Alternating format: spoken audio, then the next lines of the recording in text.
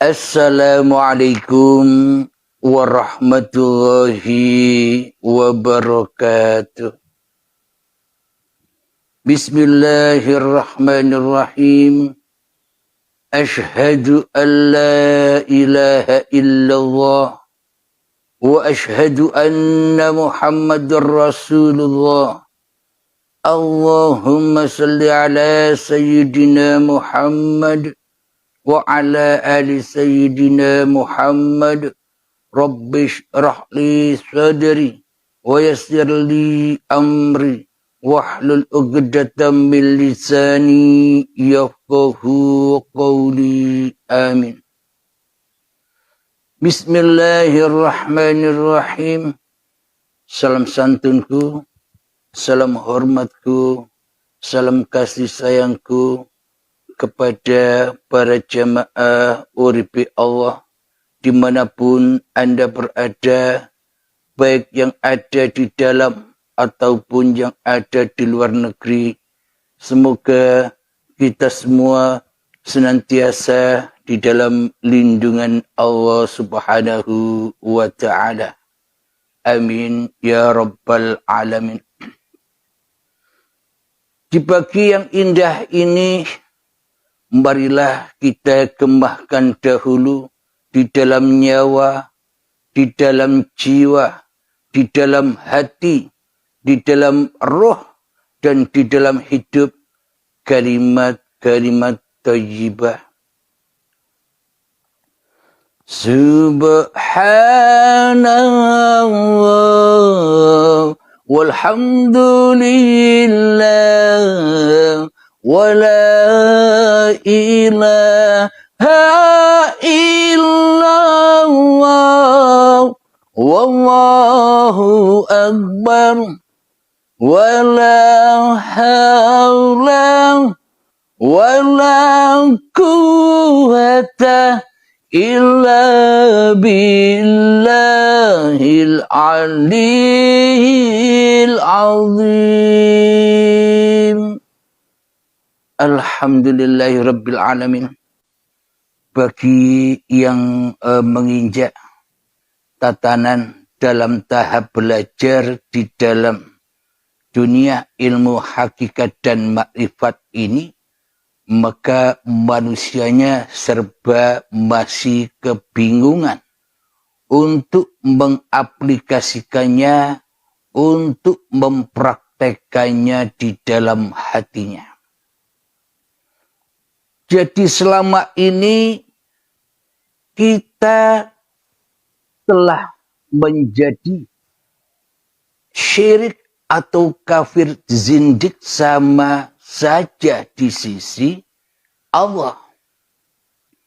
Maknanya kita selama ini belum menyadari, tidak menyadari bahwa kita selama ini selalu dan selalu berpraktek di dalam hati kita mengaku menjadi sang pencipta daripada berkedudukan sebagai yang dicipta.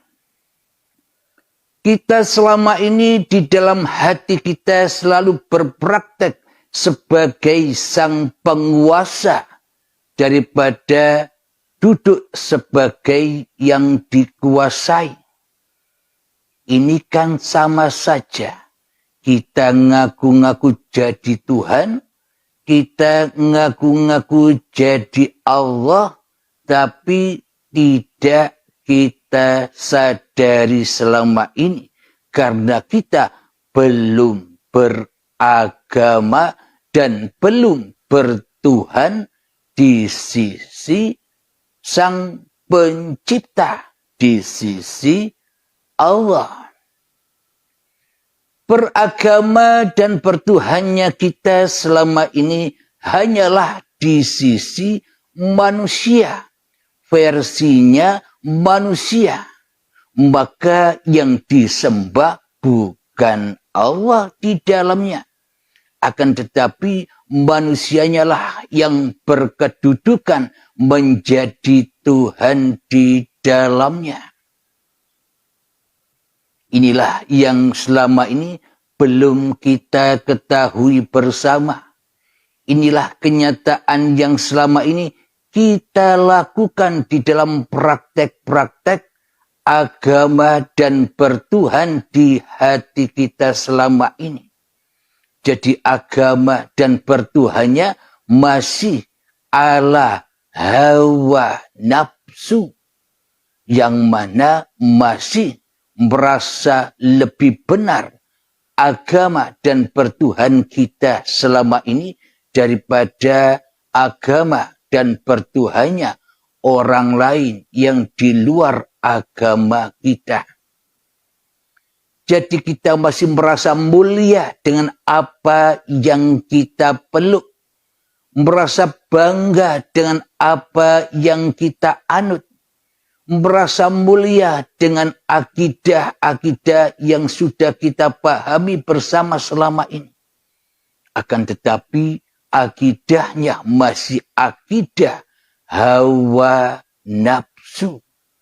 Jadi masih di dalamnya kita meremehkan, menghujat, mengolok orang-orang yang di luar agama, yang di luar kebertuhanan seperti diri kita selama ini.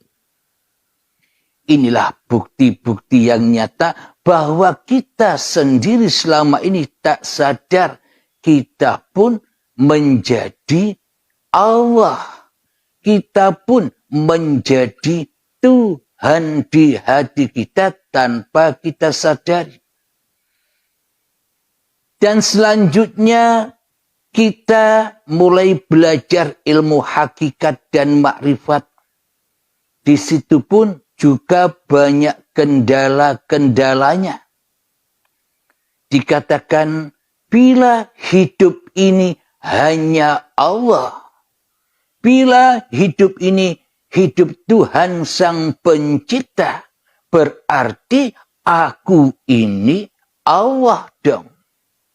Berarti aku ini Sang Pencipta dong. Berarti apa bedanya dengan yang pertama tadi? Kan tak ada bedanya. Kan tak ada bedanya sama sekali. Yakni endingnya sama-sama ngaku jadi Allah tanpa disadarinya. Jadi seharusnya bagaimana kalau demikian agar tidak tersesat pemahamannya? Di luar sana kebanyakan orang-orang tersesat belajar hakikat dan makrifat. Kebanyakan pemahamannya bila hidup ini Allah, bila hidup ini Sang Pencipta, berarti yang jadi Allah ya aku sendiri. Berarti yang jadi Tuhan ya aku sendiri. Berarti yang jadi Sang Pencipta ya aku sendiri. Ini tambah fatal kepahamannya. Akhirnya dengan sombongnya melepaskan syariat-syariat yang sudah diajarkan kepada kita. Sholat ditinggalkannya dengan sengaja. Ibadah-ibadah ditinggalkannya dengan sengaja. Zakat, puasa ditinggalkannya dengan sengaja karena aku telah merasa jadi Tuhan. Ini kebanyakan manusia salah pahamnya di sini. Dikira orang yang sudah makrifat itu sudah meninggalkan syariat. Dikira orang yang sudah sampai itu boleh halal meninggalkan sholat 5 waktu. Halal meninggalkan seluruh ibadah-ibadah yang ala-ala syariat. Ini pemahaman yang cepat, Ini pemahaman yang salah. Jadi mari kita ketahui bersama apa sih syariat itu.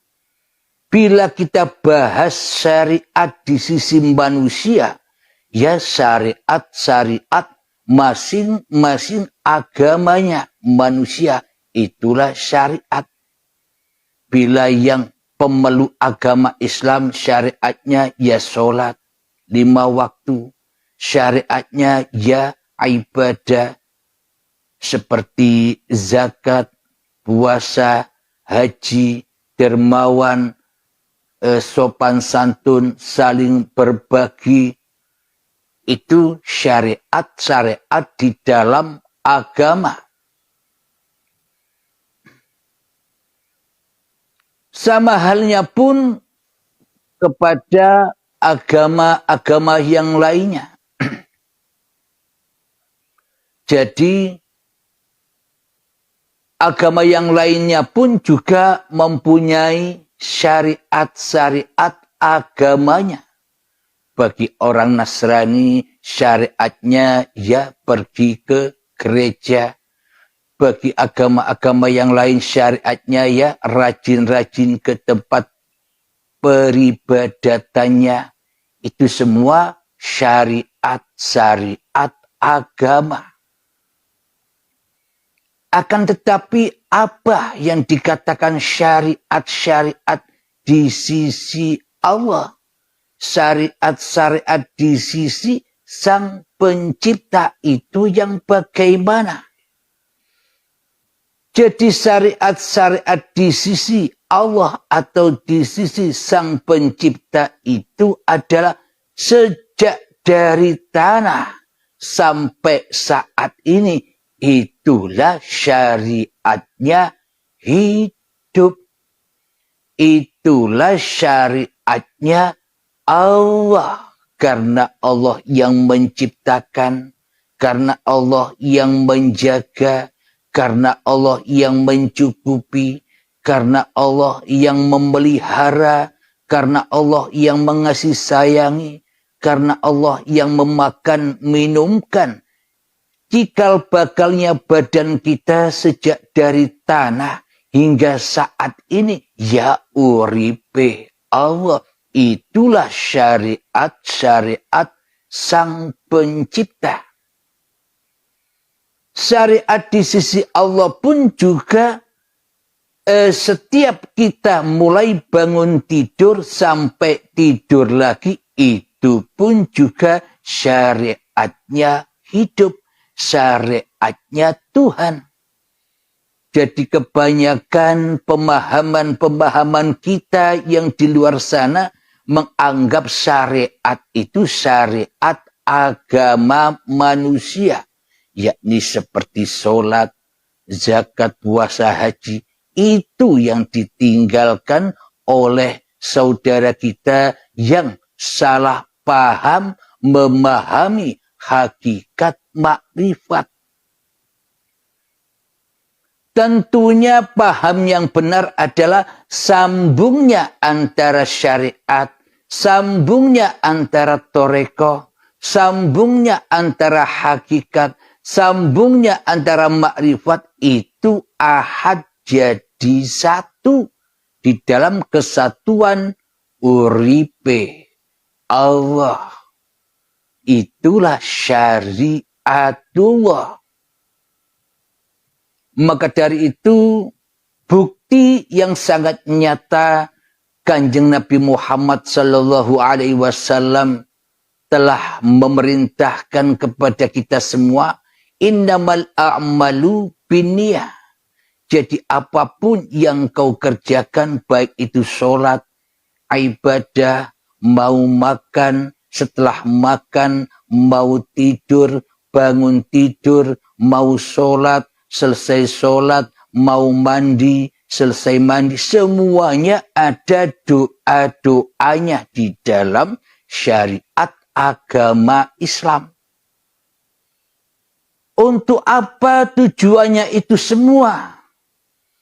Tujuan itu semua agar hati kita selalu terikat kepada syariatullah, syariat Tuhannya, yang mana di akhir kalimat niat kita diutus kembalikan semua apapun yang terjadi di dalam kegiatan aktivitas sehari-hari kita supaya tidak diakui sebagai aktivitas manusianya, sebagai kekuasaan manusianya. Maka disuruh, diperintah oleh junjungan kita Nabi besar Muhammad sallallahu alaihi wasallam, disuruh lillahi ta'ala di ujung kalimat niat.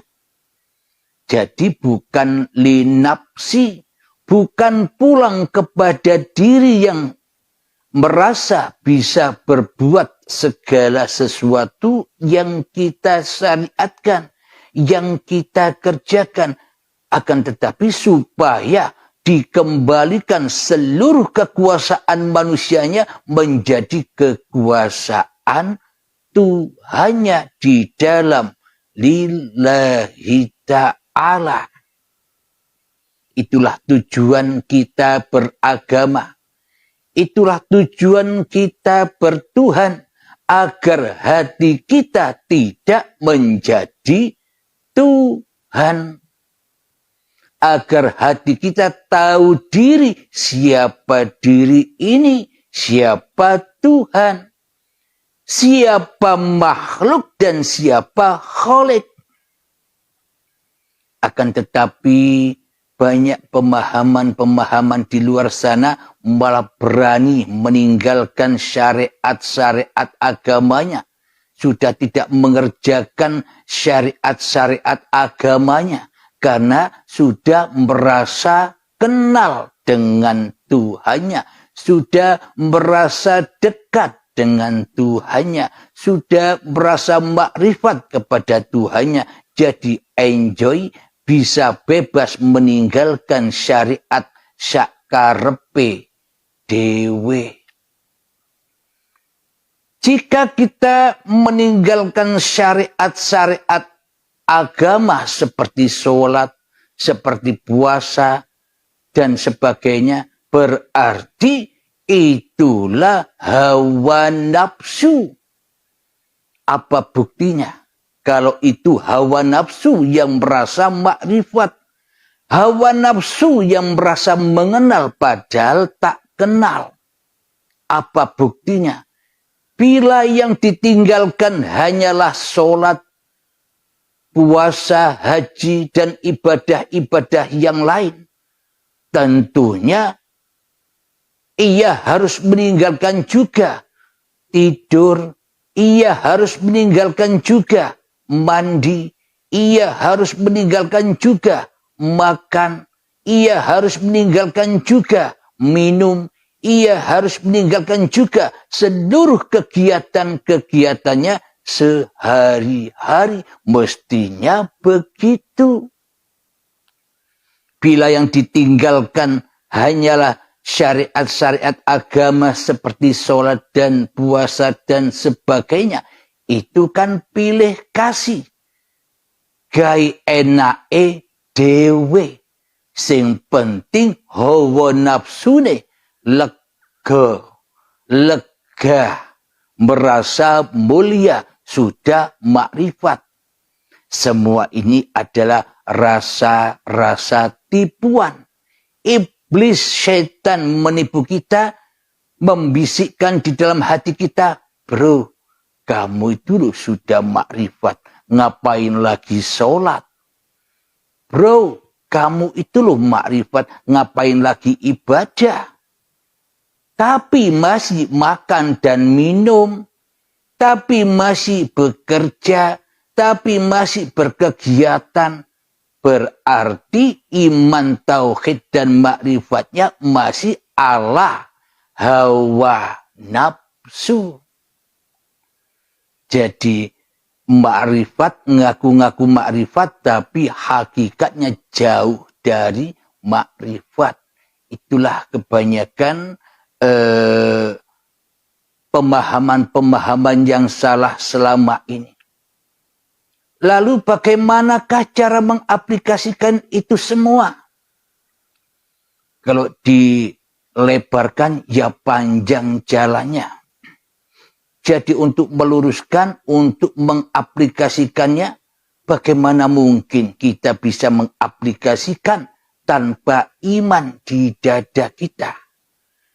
Bagaimana mungkin kita bisa mengaplikasikan tanpa kita berjumpa langsung dengan Sang Pencipta? Tanpa kita jumpa langsung dengan Sang Pencipta, ya tentunya akhirnya kita bingung sendiri di dalam mengaplikasikannya, seolah-olah sudah benar, tapi sesungguhnya di dalamnya masih jadi Tuhan, masih jadi Allah.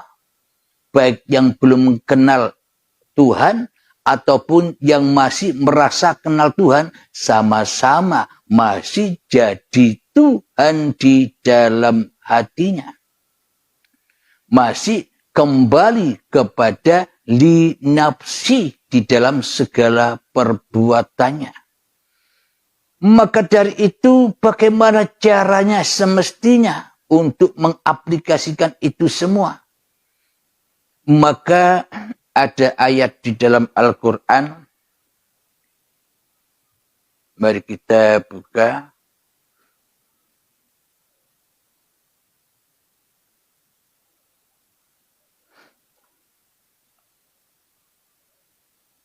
Di dalam surat Al-Baqarah ayat 54. Bismillahirrahmanirrahim. Wa idh qala Musa liqaumihi ya qaumi innakum dhalamtum anfusakum bittikhadhikumul ijla fatubu ila bari'ikum faqtulu anfusakum dzalikum khairul lakum 'inda bari'ikum fataba 'alaikum innahu huwat tawwabur rahim. Yang artinya, dan ingatlah ketika Musa berkata kepada kaumnya, wahai kaumku, kamu benar-benar telah menzalimi dirimu sendiri dengan menjadikan patung anak sapi sebagai sesembahanmu. Karena itu bertaubatlah kepada Penciptamu dan bunuhlah dirimu. Yang itu lebih baik bagimu di sisi Penciptamu. Dia akan menerima taubatmu. Sungguh dialah yang maha penerima taubat, maha penyayang. Mari kita ulang. Dan ingatlah ketika Musa berkata kepada kaumnya, wahai kaumku, kamu benar-benar telah menzolimi dirimu sendiri dengan menjadikan patung anak sapi sebagai sesembahanmu. Coba kita hayati diri kita. Anak sapi itu siapa? Anak sapi itulah hawa nafsu kita, lebih unggul keberadaannya di hati kita daripada Sang Pencipta. Hawa nafsu merasa lebih wujud daripada Sang Pencipta di hati kita. Hawa nafsu merasa lebih hidup, kita merasa lebih hidup daripada hidupnya Allah. Hidupnya Sang Pencipta di hati kita. Hawa nafsu kita merasa lebih berkuasa dari kuasanya Tuhan yang menciptakan diri kita di hati kita.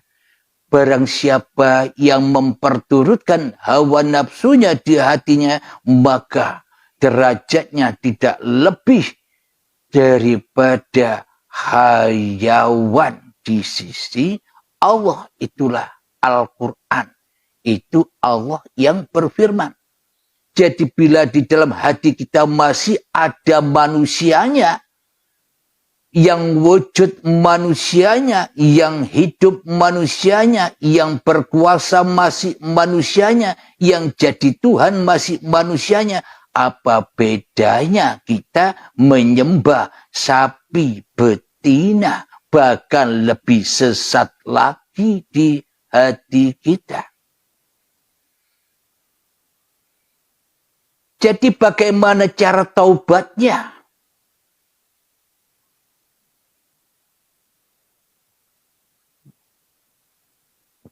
Karena itu bertaubatlah kepada penciptamu dan bunuhlah dirimu. Inilah maknanya.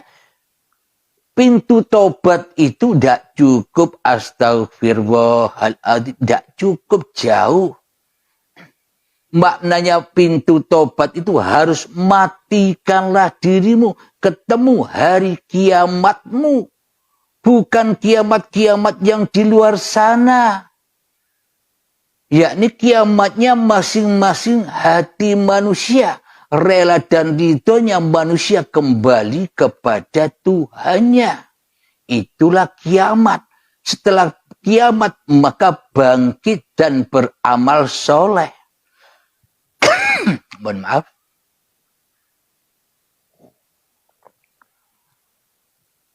Jadi tanpa membunuh diri, jadi tanpa mati sebelum mati, jadi bila masih ada manusia kita di hati kita selamanya, pemahaman-pemahaman seperti ini masih di dalam angen-angennya saja. Tidak bisa mengaplikasikannya. Kenapa? Karena yang jadi pembimbing, karena yang menjadi mursyidnya masih hawa nafsunya sendiri. Bagaimana mungkin ia bisa membunuh dirinya sendiri, sementara dirinya masih sangat sayang banget dengan dirinya. Sementara dirinya masih cinta banget dengan dirinya sendiri. Bagaimana mungkin bisa membunuh dirinya, sementara yang diimani, yang diwujudi, yang dihidupi di dalam hatinya masih cintanya kepada dirinya sendiri daripada cinta kepada Tuhan yang menciptakannya. Jadi jalan satu-satunya ya harus ada yang menjagal hawa nafsu ini. Ada pembimbing khusus untuk dibawa ke dasar samudra hayatullah agar manusianya tak bisa napas lagi dan mati di dalam samudra uripe Allah. Harus menemui pembimbing yang bisa mengajak Anda untuk menyelam, mengambil mutiara-mutiara yang telah lama hilang di hati kita. Jadi Anda PR-nya harus cari pembimbing. Mohon maaf. Harus cari guru mursyid. Namun bila Anda merasa sudah tahu, ya tidak usah cari guru mursyid. Ya belajarlah sendiri. Nah, jadi versinya manusia beda-beda. Karena manusia yang merasa paham, akhirnya merasa dirinya sudah makrifat, padahal jauh dari makrifat. Hakikat orang yang sudah makrifat itu bagaimana sih? Orang yang berani membunuh dirinya sendiri, yakni manusia yang menyadari bahwa sesungguhnya hakikat diri manusianya itu tak ada. Hakikat diri manusianya tak hidup. Hakikat diri manusianya tak wujud. Hakikat diri manusianya tak punya kuasa sedikit pun. Itulah yang dikatakan makrifat. Makrifat itu adalah manusia yang sudah tak merasa makrifat lagi di dalam hatinya. Karena yang ada hanyalah Tuhannya. Maka tidak bingung lagi bila manusianya sudah sampai ke alam itu. Sudah sampai ke alam kematiannya lewat pintu baiat kepada pembimbingnya. Jadi untuk mengaplikasikan mudah dengan bimbingan-bimbingan guru pembimbingnya. Jadi PR Anda ya harus cari guru pembimbing. Siapa yang Anda mau, kira-kira yang Anda rasakan bisa mengantarkan jiwa Anda kepada Tuhan, Sang Pencipta diri manusia Anda. Alhamdulillahirabbil alamin. Jadi bagaimana cara mengaplikasikannya? Bila masih manusianya merasa makrifat, bila manusianya masih ada, bagaimana mungkin bisa mengaplikasikan di dalam paparan uripe Allah ini? Ya harus ditiadakan dulu manusianya, harus dibunuh dulu manusianya, harus dibaiat dulu manusianya, baru bisa mengaplikasikan apa yang dimaui Allah. Ati Allah wa ati'ur Rasul. Ikutlah Allah dan ikutilah para utusan Allah. Yakni bila kita sudah mengikuti, sudah bermakmum kepada Allah, maka kita akan menjadi Rasulullah. Bila sudah mengenal Allah dengan benar, maka manusia akan menjadi utusan-utusan Allah. Diperintah Allah, tidak menjadi utusan-utusan iblis dan setan lagi di hatinya. Tidak disuruh-suruh oleh iblis dan setannya lagi di hatinya. Syaratnya ya harus jumpa dulu dengan Allah. Baru aplikasinya itu datang sendiri. Jadi tidak usah aplikasi lagi. Kalau masih ada manusianya, masih hidup manusianya, masih merasa makrifat manusianya, ya bingung sendiri. Sampai akhir hayatnya bingung sendiri. Jaga Allah. Tapi kalau sudah berbaiat, kita sudah tidak jaga Allah lagi. Allah yang jaga kita. Jadi tidak bingung lagi cara mengaplikasikannya. Karena memang kita tak pernah punya, tak pernah bisa aplikasi selain uripe Allah. Itu jawaban pertanyaan yang pertama. Aba Misran dari Malaysia. Jadi bila kita mau dibimbing oleh seorang guru, maka guru itu akan membimbing sampai di depan Sang Pencipta dirinya, ditunjukkan dengan nyata dan jelas, tidak berbelit-belit. Alhamdulillahirabbil alamin. Pertanyaan yang kedua, apa bedanya Ahad dan Esa?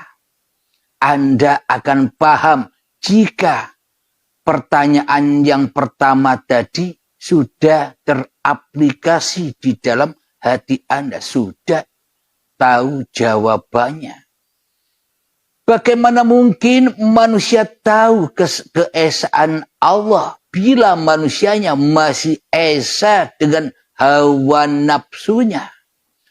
Bagaimana mungkin manusia tahu keahadan Allah sementara manusia masih merasa ahad di dalam hatinya dengan iblis dan setannya?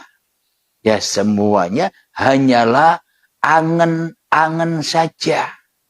Karena manusianya masih menyembah sapi betina. Karena manusianya masih ingin hidup terus. Tidak mau membunuh dirinya demi Tuhannya yang telah menciptakannya. Selamanya akan buta akan Tuhannya. Ada lagi di dalam Al-Quran, di surat Al-Baqarah juga ayat yang ke-21.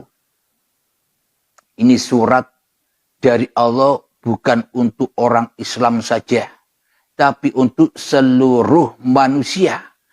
Tak ada bedanya di sini, agama apapun dikasih surat oleh Allah lewat ayat ini.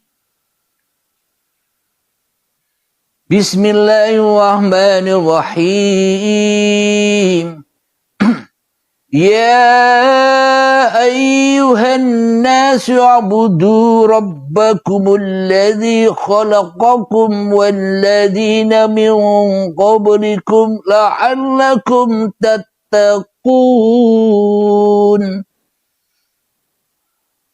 Yang artinya, wahai manusia, agama apapun kamu, siapapun kamu, aliran apapun kamu, golongan apapun kamu, punya kepercayaan apapun kamu, sudah termasuk wahai manusia. Sembahlah Tuhanmu yang telah menciptakan kamu dan orang-orang yang sebelum kamu, agar kamu bertakwa. Nah, di sini ada permata yang harus kita gali. Mari coba cermati lagi artinya. Wahai manusia, sembahlah Tuhanmu yang telah menciptakan kamu dan orang-orang sebelum kamu. Orang-orang sebelum kamu. Berarti orang-orang sebelum kita kan masih ada apa sudah tak ada. Orang-orang sebelum kita berarti masih hidup ataukah sudah mati. Agar kamu bertakwa, berarti orang-orang sebelum kamu kan sudah mati. Maka matikanlah dirimu agar ketemu dengan takwa. Kalau kita tidak mengikuti orang-orang yang sebelum kita, yang masih hidup, ya kita tak akan pernah bisa bertakwa. Apalagi ngaku-ngaku masuk agama Islam, masuk sebuah agama. Yang mana di dalam sebuah agama itu pasti yang dicari Tuhannya yang menciptakan dirinya. Tapi kebanyakan manusia masuk ke dalam agama-agama hanyalah kepentingan-kepentingan iblis dan setannya. Kepentingan-kepentingan hawa nafsunya daripada kepentingan Tuhan yang telah menciptakannya. Nah, jadi cocok sudah. Jadi cara taubatnya harus ketemu pintu taubat atau baiat. Maknanya harus mati dulu, harus ketemu dengan kiamatnya, baru bisa kita tenggelam di dalam kodok dan kodarnya Allah. Jadi disitulah barang siapa beriman kepada kodok dan kodarnya Allah, disitulah surga itu, disitulah kenikmatan itu.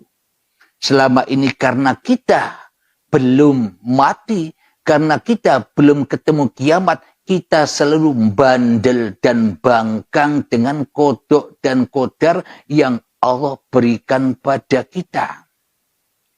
Kebanyakan kita komen-komen, aku banyak ibadah kok masih miskin saja. Aku sudah banyak berdoa kok masih gini-gini saja. Pasti komen selalu menjelek-jelekkan Allah di dalam hatinya. Dan memulia-muliakan hawa nafsunya sebagai yang dipertuhankan di dalam hati kita selama ini. Kenapa? Karena belum beriman, tak punya iman, apalagi bisa masuk Islam, apalagi menjadi mu'alaf di sisi Allah. Iman saja tak punya, bagaimana mungkin bisa bersahadat? Apalagi sholat, apalagi zakat, apalagi puasa, apalagi haji. Semua hanyalah angan-angan dan semua kerjaannya hawa nafsu demi untuk menyesatkan hati manusia kepada Tuhannya. Jadi untuk masuk Islam itu ya harus iman dulu, ketemu dengan yang diimani. Allahnya ketemu langsung, malaikatnya ketemu langsung, kitab-kitabnya ketemu langsung, para nabi dan rasulnya ketemu langsung, hari kiamatnya ketemu langsung, dan kodok kodarnya ketemu langsung.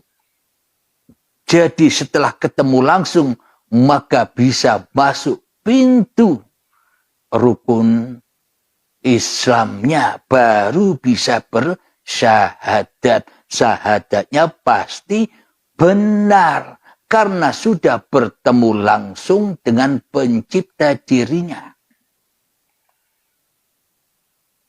Bila yang ada masih hawa nafsunya berkedudukan menjadi Tuhan di hatinya, bagaimana mungkin bisa dikatakan Islam di sisi Allah? Bisa selamat hatinya menuju kepada Allah. Pasti tersesat jalannya.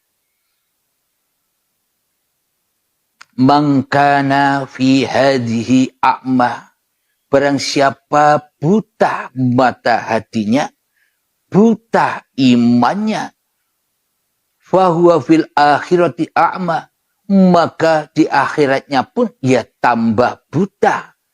Wa adallu sabila, dan tersesat-sesat jalannya.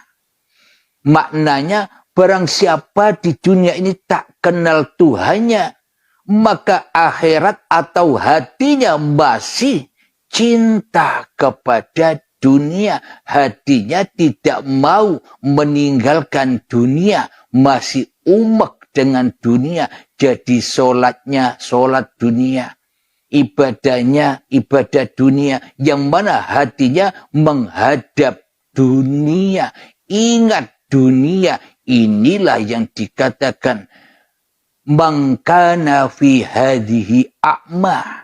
Barang siapa buta mata hatinya, wa fil akhirati a'ma, maka hatinya pun buta kepada Tuhannya. Wa adallu sabila, maka sesatlah solatnya, sesatlah ibadahnya, sesatlah apa yang dilakukannya selama ini. Tersesat semua. Karena tak ada iman sedikit pun di dalam hatinya, kecuali iman kepada inna syaitana lakum aduwwum mubin. Sesungguhnya syaitan itu adalah musuh yang nyata bagimu. Jadi yang nyata di dalam hati kita siapa? Bila masih diri manusia kita yang nyata, itulah syaitannya. Jadi selama ini sholatnya bukan nyembah Allah, tapi salah Tuhan, nyembah syaitan. Diaku-akui sholat dirinya, nyembah syaitan. Diaku-akui ibadah dirinya, nyembah syaitan. Maka dari itu butalah mata hatinya, maka akhiratnya pun buta. Maknanya tidak sampai semua ibadah itu, melainkan menghina Allah saja. Kalau di dalamnya kita menghina Allah, apa mungkin kita berharap-harap pahala? Apa mungkin kita berharap-harap surga? Sementara kita menghina Allah di dalam sholat dan ibadah kita. Disuruh naik mi'raj kepada Allah, kok malah masih main-main di dunia bersama iblis dan syaitan. Allahu Akbar di dalam sholatnya yang diingat, yang dituju, yang ditemui cinta-cintanya. Urusan-urusan dunia. Berbagai macam ingatan-ingatan kita di hati kita tentang dunia saat kita sholat. Itu kan namanya penghinaan kepada yang menciptakan diri kita. Tapi kita tidak sadar bila kita selama ini hanya menghina-hina dina Allah saja.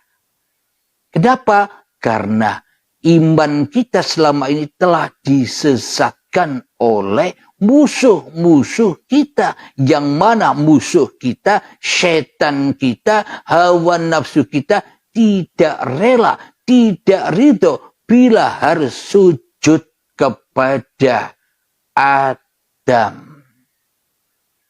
Tidak rela, tidak ridho sujud kepada ketiadaan diri kita.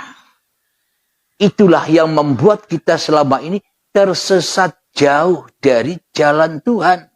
Jauh dari ajaran-ajaran para nabi dan rasul. Coba kita cermati, coba kita hayati. Apa yang ada di dalam hati Kanjeng Nabi Muhammad sallallahu alaihi wasallam. Muhammad, bukan kamu yang lempar, tapi aku yang lempar. Berarti Muhammadnya itu harus wujud atau Adam. Jadi Muhammadnya harus jadi Tuhan apa jadi Rasulnya Allah. Nah, disitulah jelas sekali berarti Muhammadnya kan harus tak ada. Agar apa? Agar yang melempar Allah, bukan Muhammad lagi. Di dalam hati Kanjeng Nabi Muhammad ya. Agar menjadi Rasulullah bisanya ngelempar ini karena diutus Allah. Karena digerakkan Allah. Karena diperjalankan Allah. Bukan gerak, bukan berjalan, bukan lempar sendiri Muhammad ya. Selama ini kan kita salah Tuhan. Tuhan yang telah ditunjukkan oleh Kanjeng Nabi Muhammad. Kita hanya ikut-ikut ngaku-ngaku saja sebagai umatnya Muhammad. Tapi dalam hati kita, kita mengikuti iblis dan setan secara tidak kita sadari. Karena bodohnya, karena butanya mata hati kita selama ini. Alhamdulillahirabbil alamin. Jadi jawaban yang kedua, apa bedanya Ahad dan Esa itu? Ketika kita masih ada ya bingung membedakan karena yang jadi Tuhan masih manusianya. Namun bila manusianya sudah ketemu Tuhannya, sudah tidak bingung lagi. Ahad, Esa, Wahid sudah tidak ada urusan. Semua urusan Tuhannya. Enak kita dijaga Tuhan, tidak jaga Tuhan lagi. Kalau kita masih merasa di dalam paparan uripe Allah merasa paham, akhirnya tidak menemui guru pembimbing Anda, tidak digurukan lagi, Anda belajar sendiri. Apa bedanya Anda belajar dengan buku, belajar dengan komik, belajar dengan film, belajar dengan YouTube, ya mursyidnya itu. Alhamdulillahirabbil alamin. Jadi carilah guru yang bisa membimbing hati Anda sampai kepada Allah. Banyak guru-guru di luar sana. Silakan pilih-pilih sendiri yang bisa membawa hati Anda kepada kedamaian bersama Tuhannya. Alhamdulillahirabbil alamin. Semoga saya khususnya dan semoga kita semua khususnya Aba Basir yang dari Malaysia yang bertanya tadi, semoga terpuaskan dengan jawaban-jawaban yang sudah dipaparkan. Dan semoga khususnya diri saya dan kita semua senantiasa di dalam dipahamkan oleh Allah dengan paparan-paparan ini. Amin ya rabbal alamin. Sebelum kita akhiri, kita gemahkan salawat dalimin daf'ul bala. Allahumma salli ala sayyidina Muhammad wa asghili zalimin bizalimin. Allahumma salli ala sayyidina Muhammad wa asghili zalimin bizalimin wa ahrijna min bainihim salimin wa ala alihi wa sahbihi ajma'in. Alhamdulillahi rabbil alamin. Allahumma salli ala sayyidina Muhammad wa ala ali sayyidina Muhammad. Allahumma ya qadiyal hajat, Allahumma ya mujibad da'wat, Allahumma ya rafi'ad darajat, Allahumma ya muhillal muskilat, Allahumma ya syafiyal amrad, Allahumma ya kafiyal muhimmat, Allahumma ya dafi'al baliyat, Allahumma khtim lana bil iman, Allahumma khtim lana bil islam, bijahi sayyidil mursalin. Rabbana atina fid dunya hasanah wa fil akhirati hasanah wa qina adzaban nar. Wa sallallahu ala sayyidina Muhammad wa ala alihi wa sahbihi wasallam walhamdulillahi rabbil alamin. Akhir kalam, assalamualaikum warahmatullahi wabarakatuh. Bagi sahabat yang mau bertanya-tanya, silakan, saya tunggu dengan menghisap rokok dulu.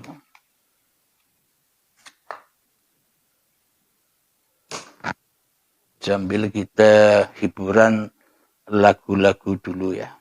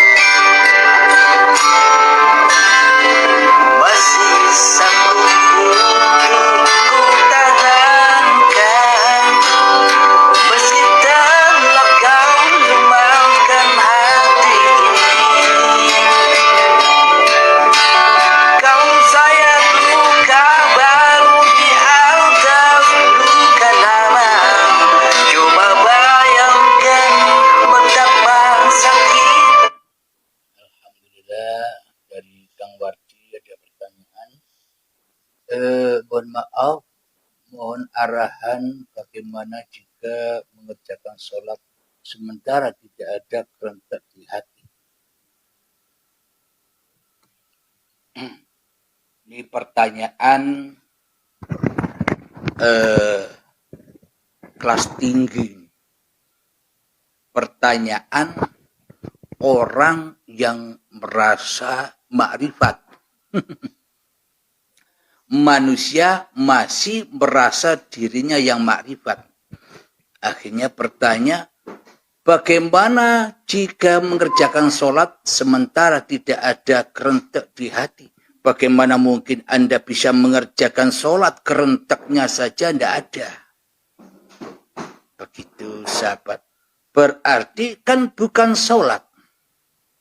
Jika kerentaknya tidak ada, Tapi sholat ya sama saja dengan hawa nafsu yang mengerjakannya. Jadi mohon jangan salah memahami hakikat dan makrifat.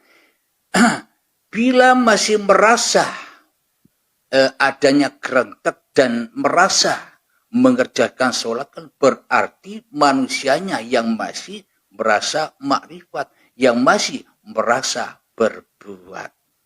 Begitu jawabannya Kang Wardi. Semoga saya dan kita semua dipahamkan oleh pertanyaan Kang Wardi. Alhamdulillah, jadi pertanyaannya agar bisa kita aplikasikan terutama untuk saya sendiri dan kita semua, serta untuk yang bertanya sama-sama mendapatkan ilmu. Bila ada yang bertanya, itulah faedahnya kalau ada yang bertanya. Kalau tidak ada yang bertanya ya nyantai-nyantai kita dengarkan lagu sambil saya tunggu pertanyaan yang selanjutnya. Terima kasih atas pertanyaannya Kang Wardi.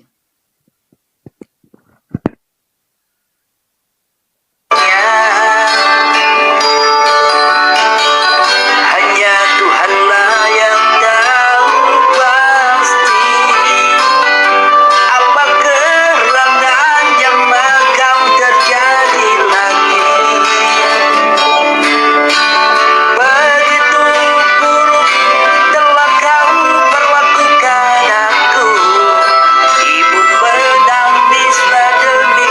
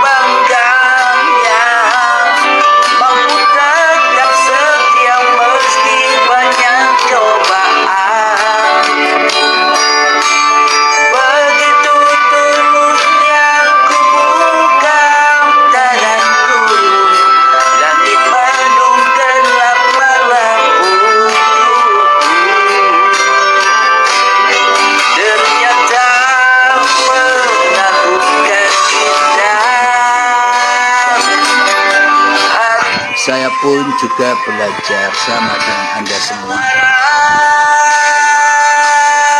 Tetapi akan tetap ku hayati hingga sakit hati ini telah sempurnakan keberjamahan. Silakan bila ada yang mau bertanya, silakan. Kita sama-sama belajar.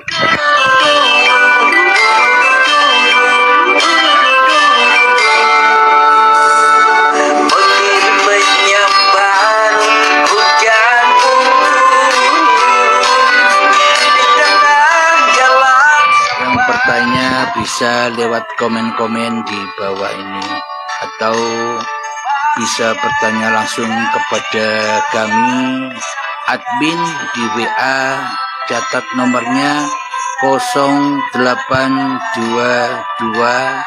4564 7438. Bisa bertanya-tanya di situ sepuas-puasnya. Kita belajar bersama-sama.